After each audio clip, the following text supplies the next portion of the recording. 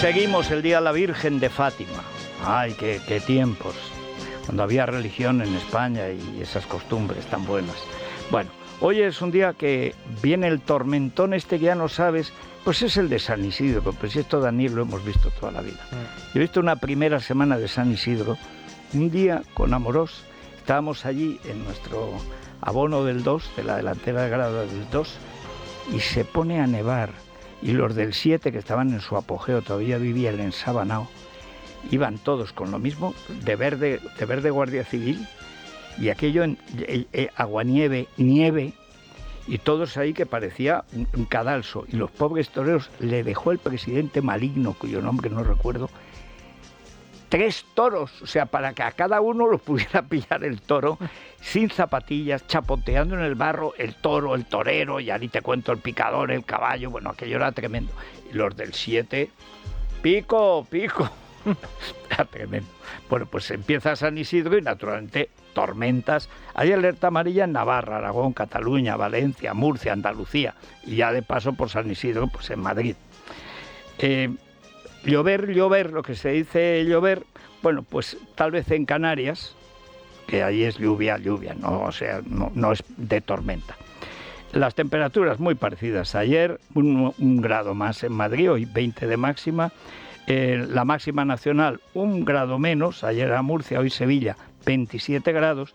Y en la mínima, pues 1 gradito más. Ayer Palencia 3, pues hoy León 4 grados. Repsol te ha ofrecido el tiempo. Bueno, esto es fantástico, Daniel, porque, claro, ahora en el Consejo de Ministros, cuando se reúna toda esa jarca, que son 22, si es que no cabe en la mesa, siempre se sacan así para... es que no caben. Y eso que las sillas no son muy anchas, pero son un montón. Claro, con lo de los WhatsApps, ahora, ¿qué cara van a poner todos? Sí. En especial Margarita Robles. Margarita Robles. Como dice, que duerme con el uniforme. Que duerme con el uniforme. Qué pájara, sí. Dice. Qué pájara, efectivamente. Le llama Malasaña. La que le preparó la moción de censura. Pero si todo eso, el diseño es de Margarita. Está linda la mar, como dice Santi González. No sé si compartirá café hoy con el presidente del gobierno en esas charlas previas. Y además es verdad que dentro del PSOE no saben qué hacer. Sí, está dividido ante los WhatsApps intercambiados entre Sánchez y Ábalos y que han sido filtrados al diario El Mundo. Los leales al presidente restan importancia al contenido y solo muestran preocupación por la filtración. Los varones afectados y cargos orgánicos del partido que aparecen en esas conversaciones han denunciado las formas y excesos de Sánchez. Hoy se publica una tercera entrega de WhatsApps que afectan a Pablo Iglesias y a Margarita Robles. Estos mensajes prueban la desconfianza de Sánchez hacia Iglesias, las tensiones con Podemos en la coalición y la incomodidad ante algunas declaraciones de Robles que se desmarcaban del argumentario de Moncloa. El presidente tilda de torpe o maltratador a Iglesias y de pájara a Robles, de la que se mofa diciendo que se acuesta con el uniforme. Robles, que se sentará en cuestión de minutos en el Consejo de Ministros junto a Sánchez, evitaba pronunciarse ayer. La escuchamos junto a Feijóo, el portavoz de Vox, y Pablo Fernández de Podemos. Que ha salido entre y sobre el acuerdo del encuentro que van a tener entre Putin y Zelensky. ¿Os dais cuenta de la potencia de esta feria, de lo orgullosos que nos tenemos que sentir de esta feria? Yo creo que esa es la gran noticia hoy, por lo menos para mí. Para mí, ninguno de ellos son ni petardos, ni hipócritas, ni impresentables. Son compañeros, amigos y servidores del Estado. Hay más preocupación en Moncloa y Ferraz por los WhatsApps que por el apagón o el caos en Renfe, y eso no puede ser. Nosotros creemos que estos mensajes son apenas detalles. Lo que importa de verdad es la corrupción que rodea esos detalles. Ábalos era el número 2 de Pedro Sánchez y es evidente que Sánchez es muy difícil que no supiese lo que Ábalos estaba haciendo. Y también está claro que el presidente Sánchez y el Partido Socialista tienen que dar muchísimas más explicaciones de por qué cesaron a Ábalos en el año 2021. Primero les destituyeron, pero a ver, este es el Santo Cristo ¿no? El Cristo moderno, como le decían a Fernando de los Ríos. Decían, ¡viva Cristo moderno! Cuando hacía en Granada su campaña electoral. ¡Viva el Cristo moderno! Porque iba así como de padre ángel de la vida, ¿no? Pero que yo cuando lo veo con esas guedejas tiene ya unos años, ¿eh? O sea, es verdaderamente ridículo. Como esos hippies que se quedaron en Ibiza llevan la melena de tiempos de Escotado, en fin.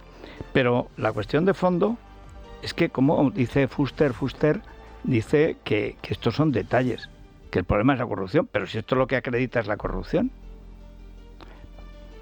Yo creo que en Vox no saben cómo volver a los tiempos en que eran anticomunistas y defendían la Constitución. ¿Tú crees que lo van a hacer? Bueno, desde luego no están dando muchas muestras de ello. Yo no sé, barrunto. Es que además, en cuanto el PP se mueve, en Vox se alteran. Ahora, ¿por qué se mueve y cómo? A ver si Maite Loureiro tiene más datos. Maite, muy buenos días. ¿Qué tal? Muy buenos días, Federico. Bueno, ¿por qué Julio? ¿Por qué y por quiénes? A ver, ¿qué es lo que sabes o lo que se rumorea por ahí? Como dicen en América, lo que se rumora por ahí.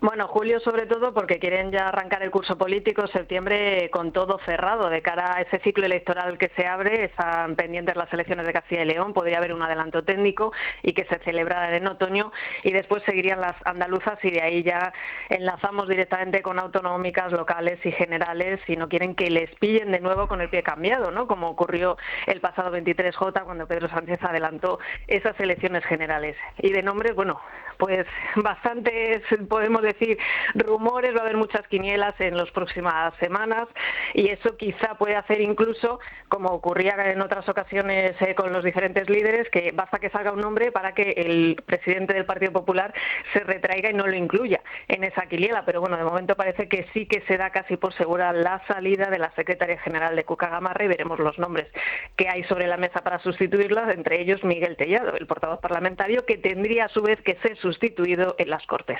Es que ese es el asunto, lo de Tellado y Cuca, pues si lo absurdo es que Cuca haya seguido todo este tiempo, no entiendo por qué, y de los vicepresidentes o vicepresidentes de área, no sé cómo se llaman, es que entre todos no juntas medio político serio, no hay nada, o sea, eso los tiene que cambiar a todos si es que quiere cambiar algo. Pero la clave está en las dos portavocías, porque está la del partido, de Borja Semper, que sí decía que lo quería cambiar, y también la del Parlamento, porque si Tellado pasa a la Secretaría General, lo normal es que en el Parlamento yo ahí veo dos posibilidades. No sé si se hablan las dos mujeres, las dos buenas amigas, una de toda la vida que es Cayetana y otra pues la nueva sensación leonesa que recuperó a Ayuso para el partido porque la había echado Casado. Conviene recordar esto porque es que las cosas que han pasado en el PP, ¿qué nombres se rumoran para las portavocías? Sí, precisamente lo que tú comentabas, Esther Muñoz, ¿no? Sí. Es un valor al alza, ha sustituido de hecho en alguna ocasión a Borja Semper en la portavocía del partido los lunes. Recordamos que es quien se enfrentó en el Congreso de los Diputados a Teresa Rivera por la Dana, un papel sin duda muy complicado y difícil que tampoco tendrían muchos por qué asumir, pero en este caso lo hizo Esther Muñoz, que supone sin duda una oportunidad para lucirse, pero también un posible desgaste con un asunto tan complicado y complejo. Gustó mucho su actuación, ha gustado también las intervenciones que ha llevado a cabo en la sede del partido, en la calle Génova, y de ahí que se hable mucho evidentemente de su nombre para adquirir una de las de los nuevos cargos, ¿no? Se lanza, como puede ser efectivamente la portavocía del Congreso de los Diputados. Hay también los vicesecretarios. Esto es una cosa que inventó Mariano cuando le dijeron que tenía que parecerse a Ciudadanos, porque era muy viejuno y tal, y como no podían cambiar a él, cambiaron a todos. Pusieron a Casado y otros. Esto más o menos se ha mantenido. Hay una gente, pero yo no recuerdo, a lo mejor tú lo conoces mejor, seguro que lo conoces mejor, ¿qué significa eso de organización? ¿Qué significa lo de justicia? ¿Qué hacemos con González Porn? O sea, porque es que todos estos son vicesecretarios o no sé qué nombre tienen, y hay 4 o 5, está Ana Alós y otras desvanecidas por ahí, que si no lo dices, la gente ni sabe que están en la dirección supuesta, en la dirección real del Partido Popular. ¿Eso se da por amortizable? Bueno, yo creo que no va a haber una remodelación profunda en cuanto a sustituir a toda la dirección, ¿no? Porque remodelar absolutamente todas las vicesecretarías significaría enmendar la propia decisión que tomó Alberto Núñez Feijóo pues en el año 2023, poco después del 23J, cuando necesitaba cambiar el partido y prepararlo para ejercer de oposición. Pero es verdad que sí que necesitan perfiles que en algún momento pues te permitan jugar con la imagen que quieras dar, sobre todo del líder del partido, ¿no? Porque en ocasiones tiene que hablar permanentemente de la corrupción, bajarse un poco a la arena política, ¿no? Y ir al choque permanente con el presidente del gobierno cuando a lo mejor te interesa que en un momento dado sea más perfil presidenciable, más institucional, y necesitas alrededor esos portavoces, digamos, que en algún momento puedan ejercer de parapeto para protegerte a ti de estar permanentemente en el choque político, porque a lo mejor quieras en determinadas ocasiones mostrar un perfil más institucional. Lo vemos en el caso del gobierno, ¿no? Que Pedro Sánchez muchas veces está protegido pues por los propios ministros, que dicen todo tipo de barbaridades, y eso permite también alejar un poco el foco de Pedro Sánchez, que puede hacer anuncios y demás. Bueno, pues en el Partido Popular, de cara a la oposición, es verdad que Alberto Núñez Feijóo tiene que ser el que abandere absolutamente todas las líneas de actuación del partido, pero en determinadas ocasiones pues esos perfiles te permiten de alguna manera proteger la imagen del líder, y en ese caso yo creo que ahora mismo es algo de lo que puede carecer el Partido Popular, ¿no? Tener sobre todo gente, no solo en algún caso que tienes que tener perfiles técnicos, pero también de cara a los medios que puedan permitirte pues dar juego, ¿no? Mediático en determinados momentos. Es que son víctimas de su propia trola, de que es que el presidente tiene que tener un aspecto presidencial. No, el presidente tiene que ser el jefe de la oposición y echar a Sánchez. Todo lo demás son mamarrachadas arriolescas de los chanquetes de Génova. Pero es que todos los que están ahí mandando, en teoría, que todos son mandados, son los chanquetes de Verano Azul, los que hicieron la campaña del 23, que no sé cómo los dejan en el partido, yo los echaría de España. Pero, hombre, el culpable es Feijóo, que es el jefe. Pero como no va a cortarse él la cabeza, pues que corte las cabezas a su alrededor. Pero si es que estoy pensando, a ver, ¿quién puede proteger a Feijóo de algo? ¿Borja? ¿Ana Los? ¿Pons? Pero si entre todos no juntan un bachillerato... Bueno, bachillerato sí, pero es que no tiene ninguno, ni perfil, ni peso político ninguno. Cuca Gamarra, que está a punto de entrar en éxtasis cualquier día, cuando cada vez que habla ya pone los ojos que parece que se le acaba de aparecer el Espíritu Santo. Yo es que creo que hay una doctrina equivocada, y es que es la de la conciliación. Tenemos que ser presidenciales. No, tenéis que ser salvajes. Tenéis que ser lobos, no perros asilvestrados, lobos, porque Sánchez es el rey de los lobos.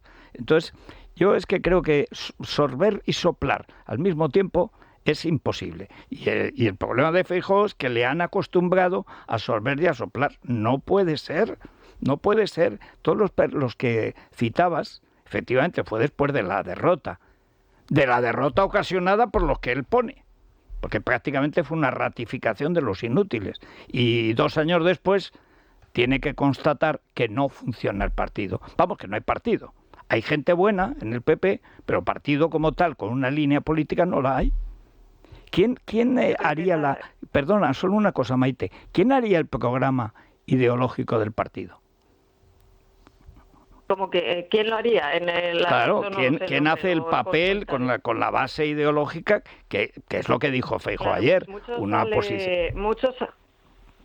Sí, mucho sale de la Fundación, claro. Es una de las cosas que ya habéis venido también comentando. El pozo ideológico, digamos, yo creo que por ahí el Congreso va a servir mucho en ese debate de ideas, esa ponencia política que se va a llevar a cabo, porque muchas de las ideas evidentemente salen de la Fundación, en la que está ahora Luis Garicano, y de ahí vimos ese giro, ¿no?, que, como comentabas tú, se propició de la conciliación, de acercarse a los sindicatos, que no cuajó. Bueno, esa es otra.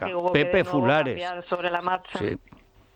No, tremendo, Entonces, tremendo. Bueno, en el programa ideológico, la ponencia en sí sobre el Congreso todavía no nos han dado nombres, no está ahora mismo el debate sobre quién la va a llevar a cabo. Está claro que tiene que ser alguien cercano a Alberto Núñez Feijóo, en principio no sería el propio presidente del Partido Popular, pero eso ya va a dar pistas, efectivamente, y yo creo que los valores en alza que se están comentando sí que, en principio, si se confirma que fuera así, es para tener más carga política, para esa oposición dura que yo creo que no terminaron dejaron de asumirlo cuando Pedro Sánchez logró al final la Moncloa, a pesar de haber perdido las elecciones, que se enfrentaban a un monstruo político, ¿no? Lo estamos viendo en el caso del presidente del gobierno, de permanente choque, de ruptura abrupta, de constante enfrentamiento, de revolverse pese a todos los escándalos que tiene y de hacer oposición a la oposición pese a estar en el Ejecutivo. Y entonces es un poco lo que hace falta, ¿no? En el Partido Popular, asumir eso, tener esa conciencia de que tienes que permanentemente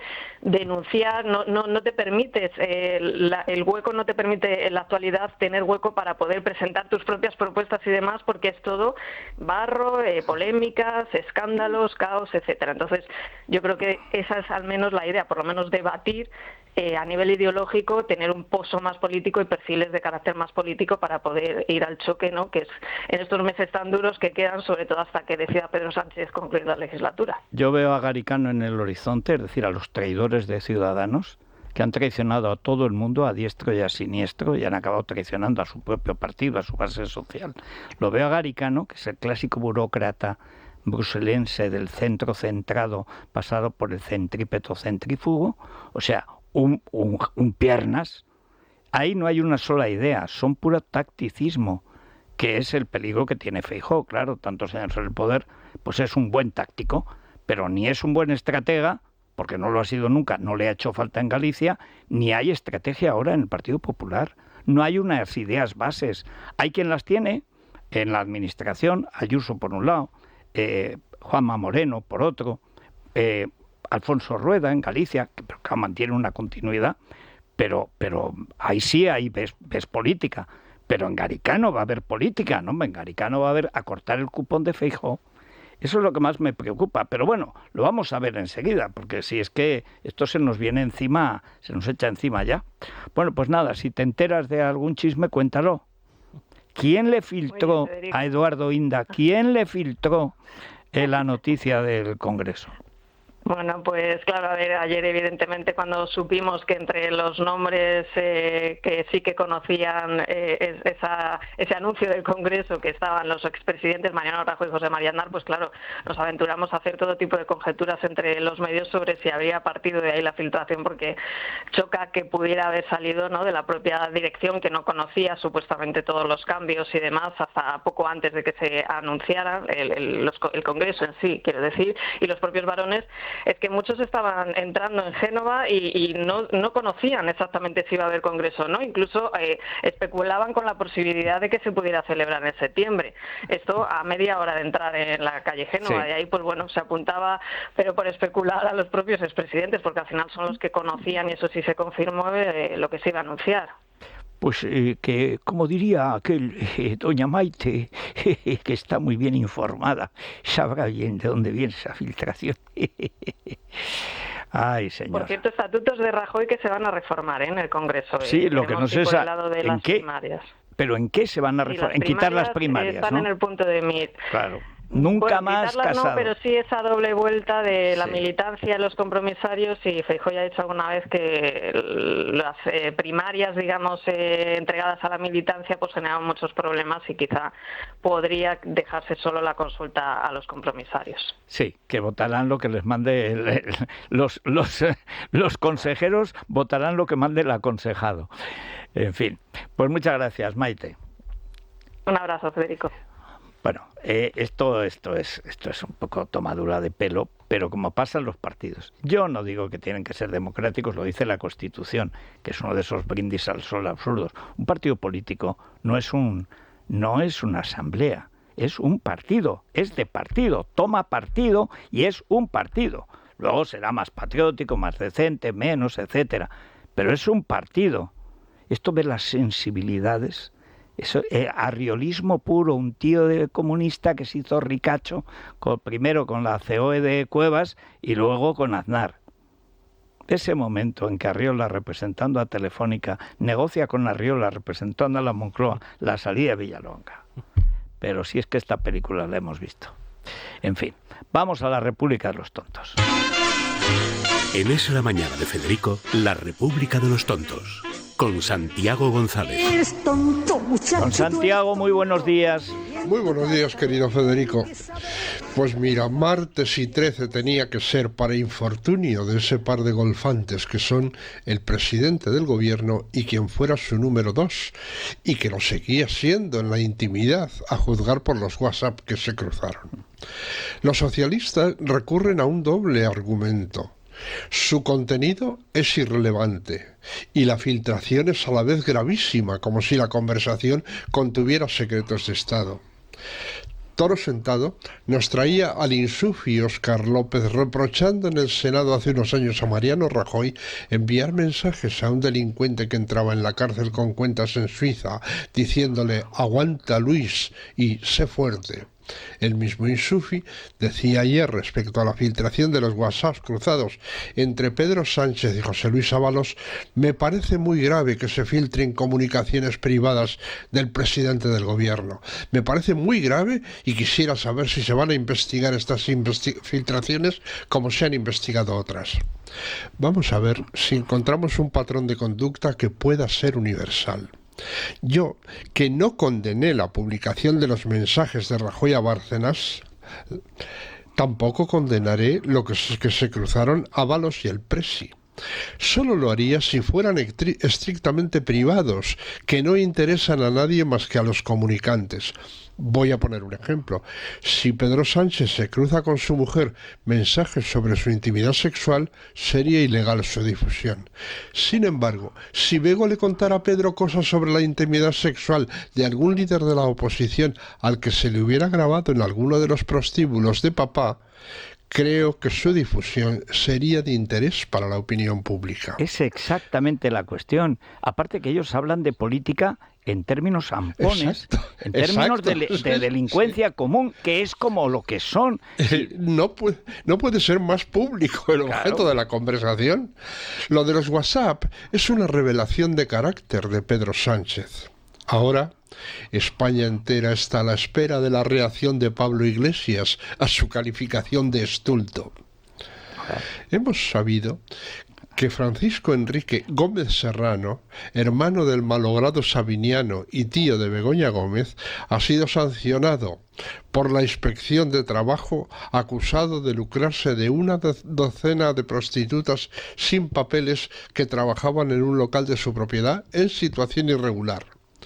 ¿Debe tacharse esta actuación de trabajo como una intromisión en la libertad de empresa y de las relaciones laborales? Uno tiende a creer que no. Relacionado con esto, el gran Belisario escribía en mi blog: cada vez que pasen por cualquier carretera frente a uno de esos deprimentes tugurios con luces de neón, habrán de preguntarse si conocen a Ábalos o si pertenece a la familia de Begoña Gómez, que es algo así como la aristocracia del puterío. Bueno, que ella es heredera de su padre. Este es su tío carnal, porque son los hermanos de Sabiniano, que siguen en el negocio. Hermano y socio de Sabiniano. Sí. Y ella es la heredera de su padre, o sea que eso es así. Bueno, y papá les pagó el primer piso que tuvieron en Madrid. Hombre, y la tesis doctoral a su yerno, el inútil. Sí. Claro, se la encargó a Miguel Sebastián, que a su vez fue a Acuña, y de ahí bajando, una tesis que ni siquiera leyó al que le regalan la tesis, ni la leyó. Qué tío. La audiencia de Valencia confirma el procesamiento de Mónica Oltra por el supuesto encubrimiento de los abusos sexuales de su exmarido. El auto desestima los recursos y deja a un paso del banquillo a la que fuera vicepresidenta de la Generalidad y líder de Compromís, y aparte de sus colaboradores. Baste recordar, lo recordabas tú antes, que a la víctima, una niña que tenía 14 años cuando empezó aquel desmadre, la llevaron esposada ante la juez. Y la insultaron. ¿Y te acuerdas hace un par de meses cuando dijeron que quién le devolvía su honor a Mónica Oltra porque pensaban que no la iban a juzgar? Sí. ¿Y ahora qué van a decir? Todo Compromiso y sus socios han estado hechos un solo hombre y una sola mujer junto a Mónica Oltra. Por último, debo confesar que he visto la miniserie que Movistar ha dedicado a La La La y a Eurovisión 68. Para empezar, creo que es perfectamente lícito hacer ficción sobre los hechos, aunque me parece que no lo es tanto cuando la ficción se impone como visión canónica de la realidad. Todo arranca de una supuesta decisión de Franco sobre el hecho de que en Europa no se nos quiere y para remediarlo quiere ganar un festival que no sabe cómo se llama. A la serie se le cargan algunas características para la corrección política. La homosexualidad del protagonista, un personaje inventado que no es incompatible con tener una novia penene atraída por las revueltas estudiantiles que tanto debían de preocupar al franquismo en 1977 y 1978. Perdón, 67 y 68, lo que es motivo de su ruptura. Su fracaso final, pese al triunfo en Eurovisión, se debe a que Maciel se negó a recoger el lazo de Isabel la Católica de manos de Franco, según cuenta la serie. Eso dicen. Pero sí. bueno, esta gentuza, pero ¿qué clase de imbéciles tenemos haciendo cine? Si no, no cobran. Pero si se mataban por ir a las fiestas de Doña Carmen. Naturalmente. Pero vamos, ¿qué me cuentan? Sí, no es... Y no, los guionistas son buenos. A mí me gustó aquella serie que hicieron sobre Hierro. Sí, esa me gustó mucho, sí, esa estaba muy bien, pero no se metían en hablar ni de Franco ni de la transición. Exacto, no se empeñaban en hacerlo políticamente correcto. Bueno, pues luego la novia penene y su participación en unas asambleas de estudiantes en la facultad bastante ridículas están metidas con calzador en la narración. Son el vehículo necesario para mostrar la irrupción de los grises en la universidad, o sea, la dictadura. Carolina Juste, la gran protagonista de La Infiltrada, cumple bien como Maciel, aunque, bueno, no se le parece mucho, pero y con menos fuerza, claro, por algo llamaban a Maciel la tanqueta de Leganitos. Yo he visto solo un plano en el anuncio en que está tomada por abajo, por más que le saquen por abajo, la dentadura de Maciel no es la de esta señora, y era lo que más llamaba la atención. Aparte que en otras era un mujerón guapísima. Fue bella con gafas, ganó el concurso de bella con gafas en Madrid. No sabía eso, mira. Sí, señor, la tanqueta cuando se pintaba, ojo con la tanqueta. Era una fuerza de la naturaleza. Pero tremendo, un mujerón, sí. Ahora bien, Carolina Juste es una excelente actriz. No lo dudo. Y bueno, luego Serrat está tratado con guante de seda, pese a que este asunto es probablemente lo más oscuro de su biografía, su negativa a cantar en castellano.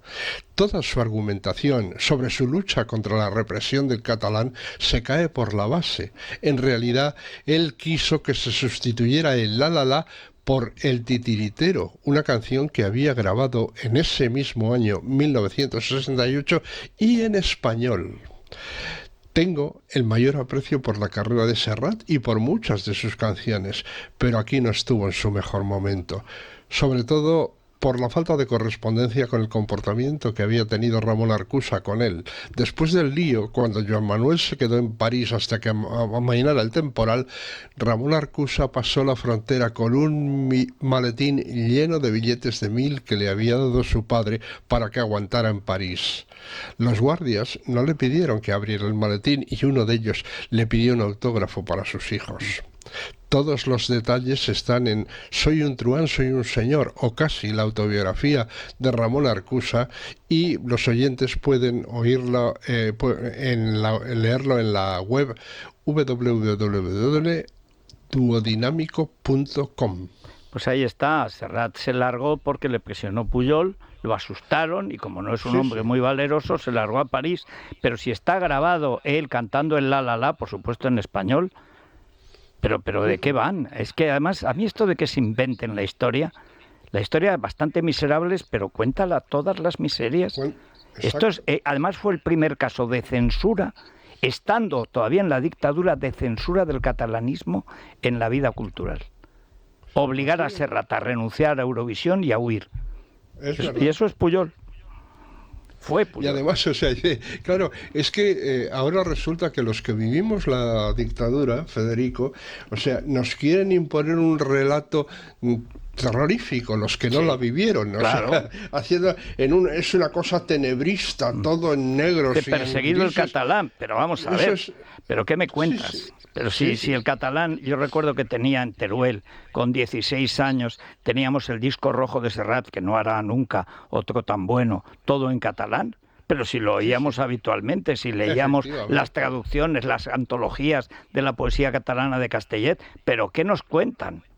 Pero si el primer acto de censura contra el español es precisamente ese Festival de Eurovisión, y Serrat tragó, y además no hubiera ganado el festival, porque claro, la tanqueta vestida de Margarita era una cosa tremenda. La versión de Maciel tenía más fuerza, fue más potente. Y mira, hay una cosa que está bien contada en la miniserie, que es justamente el momento de las dos intervenciones favoritas, el Congratulations de Cliff Richard y el La La La de Maciel, porque las dos tienen mucha fuerza, se ve la emoción que suscita la primera, están al fin y al cabo en Londres, en fin, pero el arrebato del La La La de Maciel y la caterva de aplausos que se es que se lo comió. Sí, se lo comió con patatas. Bueno, pues muchas gracias, Santi. Hasta mañana. Hasta mañana, que será otro día. Si a usted... Sí. Bueno, y espera que haga más WhatsApps, ¿eh? A ver, sí, los espero ya con impaciencia. Claro. A ver a quién le atiza mañana. Bueno, y a ver lo que dice Pablo Iglesias, ojo. Bueno, creo que lo que llaman crowdfunding, o sea, es decir, la suscripción popular para pagarle la ampliación de esta cosa con humedales, que no es con humedades, es con humedales, lo que tiene ahí el pirata como se llame, el Garibaldi, pero es que es una cosa asombrosa, hay que echarle cara a la vida, ¿eh? Hay que echarle mucha cara, sí. Pero mucha. Y hay que ser muy tontos para sufragársela, claro. Eso desde luego, si es que se la han sufragado tontos. Porque siempre le ha pagado a alguien gordo. O Irán, o Roures, en fin, o Venezuela, etcétera. Es decir, que igual es un blanqueo. Exactamente. Bueno, pues hasta mañana, Santi. Hasta mañana. Si a ustedes les duele algo, aunque sea la verdad histórica, Ibudol. ¿Dolor de cabeza? ¿Dolor muscular? Con Ibudol cápsulas blandas con ibuprofeno, despídete del dolor rápidamente. Ibudol, medicamento sin receta para adultos y niños a partir de 12 años. También formato bebible en stick pack. Ibudol, al dolor ni agua. Tenía que ser de Kern Pharma. Lee las instrucciones de este medicamento y consulta al farmacéutico. Es la mañana de Federico, con Federico Jiménez Los Santos. Bueno, antes de empezar la tertulia, vamos a recordar a los oyentes que hay asuntos de lo más enjundioso hoy, para comentar. Hoy ya todo lo monopolizan los WhatsApps del presidente del gobierno, ese teléfono que echa humo, y eso que aún no sabemos Pegasus qué sacó, qué extrajo de ahí. El día que lo sepamos, bueno, vaya usted a saber. Que yo empiezo por la ortografía. Esa falta de faltas de ortografía no es ni de Koldo, ni de Ábalos, ni de Sánchez. Aquí alguien está preconstituyendo algo. Pero lo fundamental, el contenido, demuestra que es el AMPA. Que es pues eso, por un lado está Costello, por otro está Vito Genovese, por otro Al Capone, y así sucesivamente, pero son ampones. Pues la cuestión también está en la parte perjudicada, o las partes perjudicadas, y precisamente eso es lo que queremos preguntar hoy a los oyentes. ¿Qué deben hacer o qué deberían hacer Paje, Lambán, Susana Díaz, Pablo Iglesias, Margarita Robles, hasta el momento los señalados? Veremos, porque me he fijado en las páginas del Mundo y no pone I3 en la publicación del reportaje. No, yo también me he fijado esta mañana. Continuará. ¿Acabará hoy? Digo, no, si esto va a ser... Sí. Bueno, pues a mí me gustaría también trasladar esa cuestión a la audiencia. ¿Qué deberían hacer sabiendo ya fehacientemente qué piensa el uno de todos ellos? Sí, que ¿Qué es lo que piensa el presidente? Basura. Bueno, que son unos pájaros, unos petardos. Bueno, que se acuestan con el uniforme, que este es tonto perdido. Que ni siquiera es malo. ¿Tú crees que Sánchez le ha dicho alguna vez estulticia? Yo no creo. Bueno, como es tan resabiado a veces... Pero bueno, es relamido, sí, como todo ágrafo y álalo, pues entonces aprende palabras largas. y cuando ve que tal y tiene oportunidad, la suelta. Sí, pero me choca la puntuación. Es que ni un acento. La puntuación sí que te la corrige automáticamente WhatsApp. Pero los acentos también. Los acentos también. Pero en esa época, esto es de hace 5 años. No, eso también te lo corregía WhatsApp. Lo que no hacía era la cuestión de dictar un WhatsApp y que te lo transformase en texto. Eso no. Eso no. Pero el corrector de toda la vida de Dios está en el WhatsApp. Y así está, que también los niños no saben escribir porque se lo corrigen. Claro, si te va a corregir, claro.